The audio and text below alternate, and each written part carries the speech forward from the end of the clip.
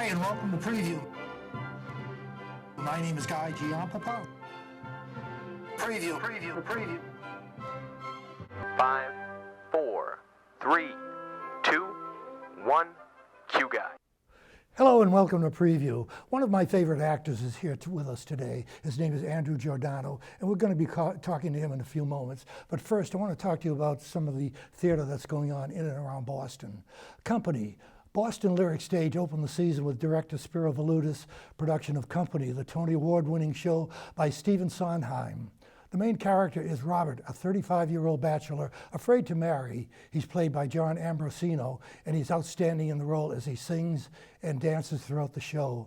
His married friends get together with him on his birthday and try to convince him he should take the plunge. Along the way, Robert observes the mannerisms of his friends. Will he or will he not give in? Each couple takes a turn in attempting to change Robert's thinking. Sondheim's songs are not exactly what you will hum on the way out of the theater, but I will say Lee Barrett in singing When Ladies Who Lunch does an outstanding job, and it is the only song that's stuck in my mind. Here's to the ladies who lunch, everybody laugh. The production values of this show are excellent. Janie E. Howland does her usually grand job of set design, while the choreography of Rachel Bertone is energetic, combined with the music direction under the expertise of music director Catherine Stornetta. Spiro Valutis is to be congratulated for bringing Company to the Lyric Stage on this, the 25th year at 140 Clarendon Street. Speakeasy Stage Company's latest production is a new comedy from the pen of Joshua Harmon. You might remember him from Bad Jews, which was the third most produced play in the United States during the 2014-15 season. This play is called Significant Other and stars Greg Morayo as Jordan Berman. He plays a 29-year-old gay man who is looking for love. His best female friends are Kiki, Lauren, and Vanessa. They've been inseparable, but as time goes on, Jordan thinks about his own romantic prospects. There are men in his life, and through a series of comic events, Jordan stumbles through proposals and situations. He's comforted by his grandmother, played superbly by Kathy St. George. Playwright Joshua Harmon has taken a large step forward in writing this play. It is sad to find the hero alone following the marriage of his female friends. Is he alone or will he go forward with his life? Significant Other is a comedy with sad overtones of life as it goes forward. Also in the cast are Sarah Elizabeth Bedard, Jordan Clark, Eddie Shields, Chris Sidbury, and Jared Troilo. An excellent cast, keenly directed by Paul Daniel, is the first offering on Speakeasy's new season. The play is called Significant Other. Well, now I want to talk to my friend Andrew Giordano, who I once told him we were related way back because the Giampapa family and Giordano families somehow got together in Sicily. Welcome to the show, Andrew. It's good to be back. I was thinking back, first time I met you, I said to you, I think we're related. And you sort of looked at me and I said, yeah, because somewhere back in my family there were Giordanos, way back in Sicily. And it's probably so far back, it just doesn't mean anything today. But anyhow, welcome to the show, Thank cousin. you. Good to be back, Paisan. Well, listen, you're a busy boy. Extremely. You're working for Fiddlehead. This is your second appearance with that company. Yes, right? It is. You did. What was the first show? I did Little Mermaid last fall. Okay, when they were at the Strand Theater. And you were so good they called you back. They called me, asked me if I wanted to audition for their production of Priscilla, and the theater gods, the stars all came to alignment, and I got cast, and here we go. It's been a great experience so far. I've only been in rehearsal for about 10 days. Really? Yeah. Okay. Now, your cohorts, the two other fellas. Correct. They're from New York. Yes, it's an all New York cast. Matthew Tiberi, who was just in Finding Neverland, and Larry Daggett, who was in the original Company of Ragtime. The three of us play the three leads of the show. Yeah. Yes. Now, did you ever see the original Priscilla on film? I did. I haven't seen it in a long time. Same with me, and it's. I don't remember too much about it, but it was not a musical. No, it was a movie, and it won some Oscars, but it was back in the 90s from what I recall. I remember that, yeah. But then someone made a musical out of it and went to Broadway. It was a musical, and it ended up on Broadway, I believe, in 2011, but it started off in Australia, then I believe went to London, then to New York. Oh, okay. And then it went on tour, and now I think it's just been released regionally. So our production with Fiddlehead at the Schubert Theater is the Boston premiere because I don't believe the national tour came through. No, it didn't. No. Okay. So that's coming up around the middle of September? That's coming up September 30th through October 9th. So that's right, we're in rehearsal mode right now. At the Schubert Theater? At the Schubert Theater. Yeah.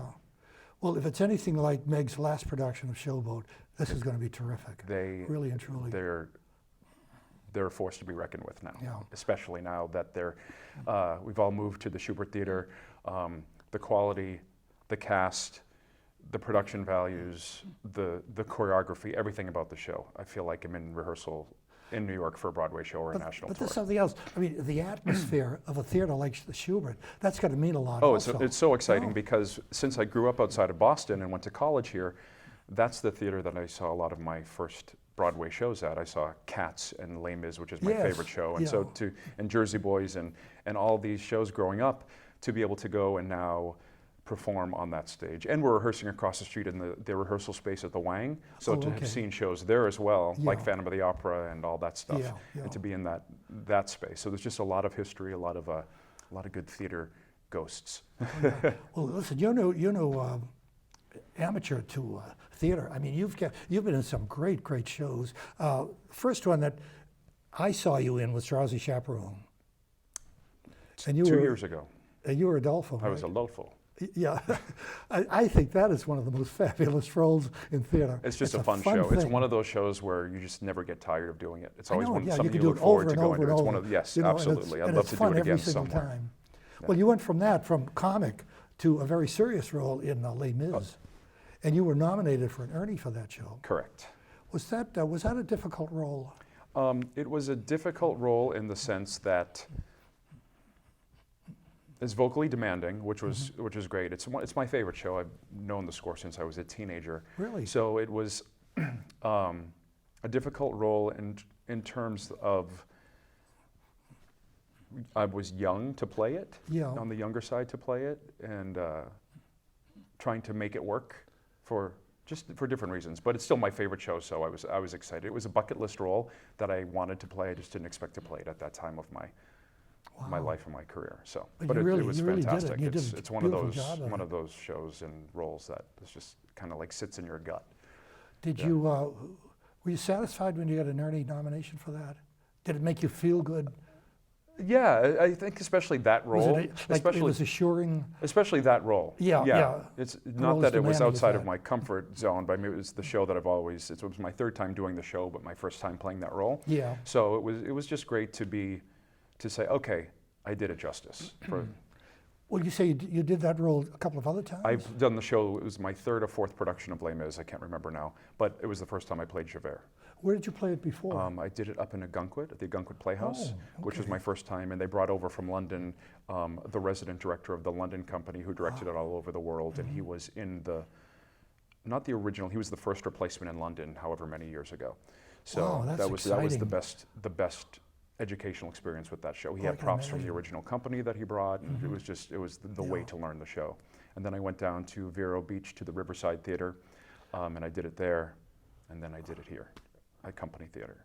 You own that show. I love it. It's my favorite. It's one of those. It really is. I'll never get sick of doing it. Well, then the last time you did it was at Company Theater in Norwell. Summer of 2014. Yeah. And then you followed that with a role in 1776 last season. Last summer, which was another great experience. One of those shows where everyone's like, "Oh, we're going to do 1776." Everyone was like, "Oh, okay, whatever," and it just turned out to be one of those great experiences. It was an amazing show. I mean, I give so much credit to Zoe Bradford for putting that show together. And as I said to her after the show, I said, I noticed every single chair was identical. And she said to me, I had a hard time finding those chairs. But knowing Zoe, she goes after something. She does. And she gets it. She does. It was a great production. It was well cast, great music director, Michael Joseph, and great orchestra, just everything about it was really good. I mean, the key is in the casting, a lot of it to start with, but which is like Priscilla is going to be so great. It's just perfectly cast.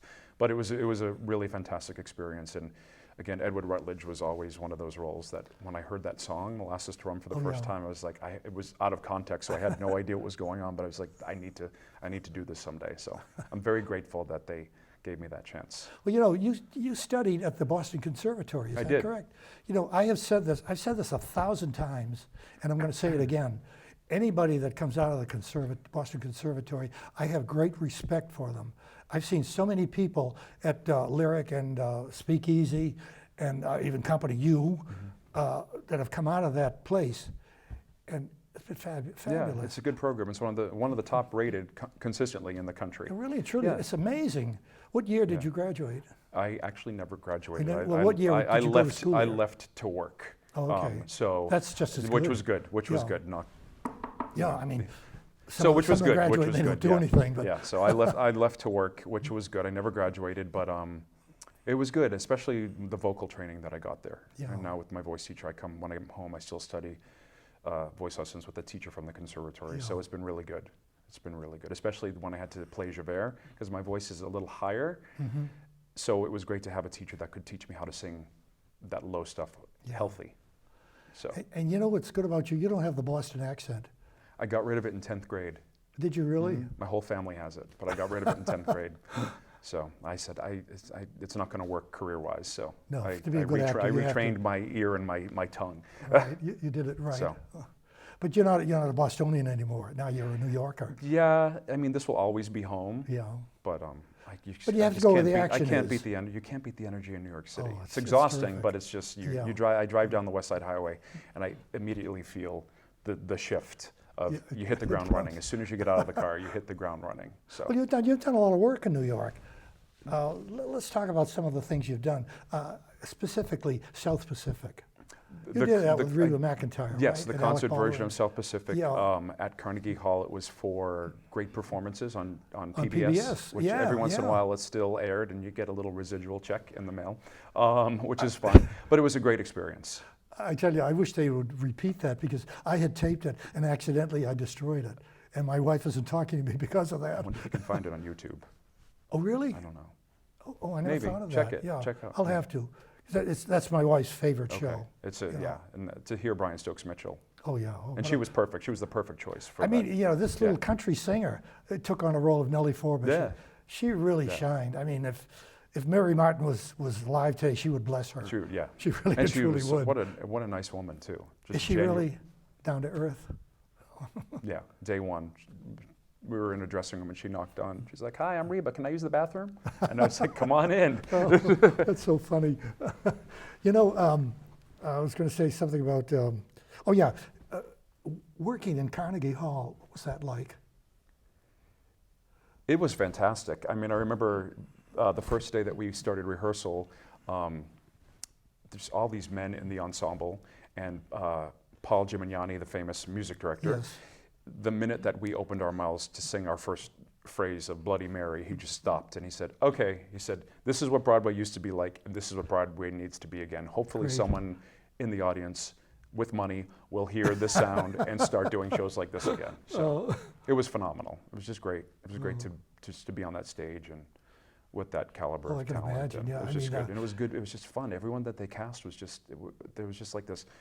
It's interesting, like with 1776, when you have a heavy male show, Yeah. there's a camaraderie.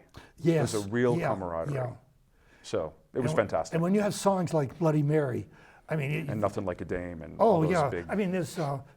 I can think of one other one. Most Happy Fella. There's a song in the second act called. I can't even think of the name I of don't it. know the show too well. I know a couple of the it's songs. it's an American opera in my mind. Yeah, oh, true. I can't think of the name of the song, but it's the same as Bloody Mary. It's got, it's vibrant and it's men, it's strong. I love stuff like Yeah. that. But there's definitely a male heavy show. There's a sense of camaraderie, and Yeah. it's fun. Everyone just kind of like gets along and hangs out, and it was a good experience. Both 1776, which is a male heavy show, as well as South Pacific. But going to Carnegie Hall, is that an actor's dream? Is that something? It was great as a of singer. accomplishment? Yeah. Broadway was the goal, Right. and Carnegie Hall was just like icing on a cake. Oh, beautiful. And you've done Broadway, haven't you? What have Correct. you done? Sunset Boulevard, the Andrew Lloyd Webber show with Betty Wow. Buckley and George Hearn and Alice Ripley and Alan Campbell. Oh boy, It was great. that is another. Well, It that's was a great show. Andrew I Lloyd wanted to, Webber. yeah. There's some great songs in Yeah. that. I would love to do it somewhere with Alice Ripley as Norma Desmond and myself as Joe Gillis. That's kind of like in the back of my head. Oh, So that's anyone out there? That's so beautiful. Yeah, it's a great show. Oh. And I did it again at the Agunquit Playhouse with Stephanie Powers Yeah. as Norma Desmond. So Okay. it was great. Now, something else I want to talk to you about, Zumba. Oh, Zumba. Yeah, Zumba. I yes. mispronounced that. What's that all about? It's an exercise program. Okay. It's a Latin-inspired dance fitness program. It's the biggest fitness program in the world, and it's changed the lives of so many people, including myself, and it's an amazing way to keep in shape. It's just, I can't say enough about it. So I'm an instructor, but I also go to a lot of different classes. Well, it's come across my mind because I'm a senior citizen, and I get the bulletin from the town, and they do Zumba classes in there. They do. And I wasn't sure what it was, and then when I read your resume, And I you saw saw Zumba. that it was, yeah. They also So have a it's the same program thing. called Zumba Gold, and it's for the older active adult as well as people that are deconditioned or rehabbing from injury. So it's like a less intense version of the traditional Okay. program. Yeah. Let's talk some more about Priscilla. Fantastic. Okay. So Priscilla, Queen of the Desert, it was a movie in the 1990s, and they made it Yeah. into a Broadway musical, and it's just a very interesting and fun show. I mean, it features music like It's Raining Men, Go West, I Will Survive, True Colors, all of these great songs that you've heard throughout the years. I Will Survive, especially. Yeah, and it's really interesting how they put them in the context of the show to further the plot and the story. And so when I was listening to them, it's like, wow, some of these songs, like I could sing what I think is one of the most beautiful songs in the show, True Colors. Yes.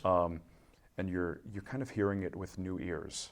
It's a story. It's a beautiful story. So it's fantastic. It's about three friends. Well, actually, three guys. Two are female impersonators. One is a transsexual, and they are heading across the Australian outback, the desert, Right. basically, in a bus, which one of them names Priscilla, Queen of the Desert. Their names are Tick, Bernadette, and Adam, and my character is Tick. And the reason they're heading across the Australian outback is so my character can meet his 6-year-old son for the first time. It's a story with so much heart, which you don't expect going in. You just expect fun, glitz, glamour, amazing music, amazing choreography, but there's so much heart in the show, which kind of has really blown me away. Some of the moments are absolutely beautiful. The moments that I have with my son, definitely tear jerkers. So Yeah. that's the reason why I wanted to do this. When they asked me if I wanted to audition for the role originally, I was like, oh, Yeah. the whole drag thing, I don't know, I'm not Yeah. really comfortable. And then I was able to research it and see a scene with Will Swenson, who originated the role, Audra McDonald's husband, and the son, and I said that I have to play that role. So I text the director saying, can I audition? He said, come to the Stacey. New York. Stacy Yeah. Stevens, he's doing a great job, and he's also the costume designer. Wait till you see these costumes. Stacey's fabulous. I've never seen anything like it. Well, I know think they're Stacy better than the from Broadway way back. I costumes. mean, he's been on the show a few times. Yes. But I mean, He's this phenomenal. guy is. He's directing it, Yeah. costume designing it. Arthur Quadros, who is a young dancer and choreographer. I've done a show with him, and he's choreographing the show. I'm telling you, the opening numbers are worth the price of admission alone. The choreography in It's Raining Men, I would pay full price to see it. Wow. He's a name to watch for. I've never seen dancing like this in Boston and choreography. He's phenomenal. Who is the choreographer? Arthur Quadros. He's I don't know that fantastic. name. Okay. Fantastic. So Is he to see new in Boston? Yes. It's Okay, I we think it's haven't his seen him first. It's his before. first choreography job Yeah. here, but it's fantastic. And what he has these people doing in the size high heels that they're dancing in. Oh, boy. First day yeah.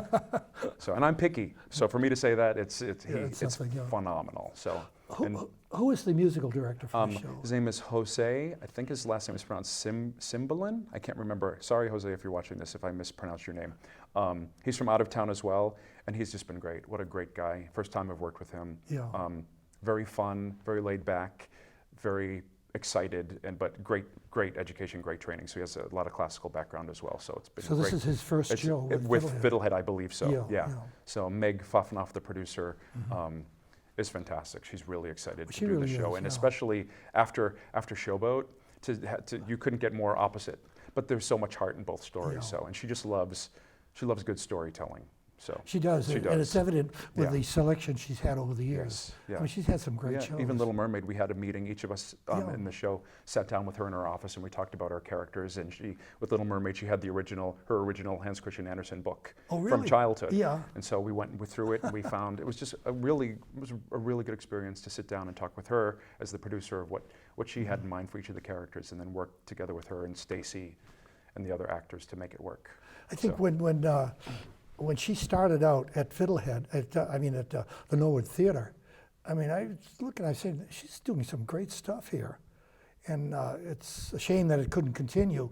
I mean, when she left the theater, and she was sort of in transition. Okay. Her next show was at a small church in Dedham, and I can't remember the name of the show. But then all of a sudden she went to the theater in Upham's Corner. Of the Strand. The Strand, Yes. yeah. Yes, and so our show And that will was be, a good. That was a good. It was a great move for space. her. That's where I did Little Mermaid with them. And now that they're at the Schubert, it's taken it all to the next level, and it's fantastic. I mean, it's literally, I feel like I'm in rehearsal for a Broadway show. I said that to Meg, that I thought that once she went into the Schubert, things were going to really change for her, Yeah. and they have. That's great. Honestly. It's been, I just love everything about this company. It's very, I feel like when I've worked for them now, I feel like I'm coming home. That's wonderful. You know, we're running out of time, so once again, the show is called Priscilla, Queen of the Desert, and Correct. it's at the Schubert At the Theater. Schubert Theater, And the dates? September 30th through October 9th. Okay. At the City Schubert Theater, and you can either go to the Fiddlehead Theater website or Facebook page, or the City Schubert website to get tickets as well. And So, you have one of the starring roles in it. Yes. And I wish you all the best in the world. Thank you. I can't Andrew. wait for you to see it. That's so good you Good to came see on the you. show. Great to see you again. Take care. Well, that's our show for this time. You've been watching Preview. I'll see you next time. Bye-bye.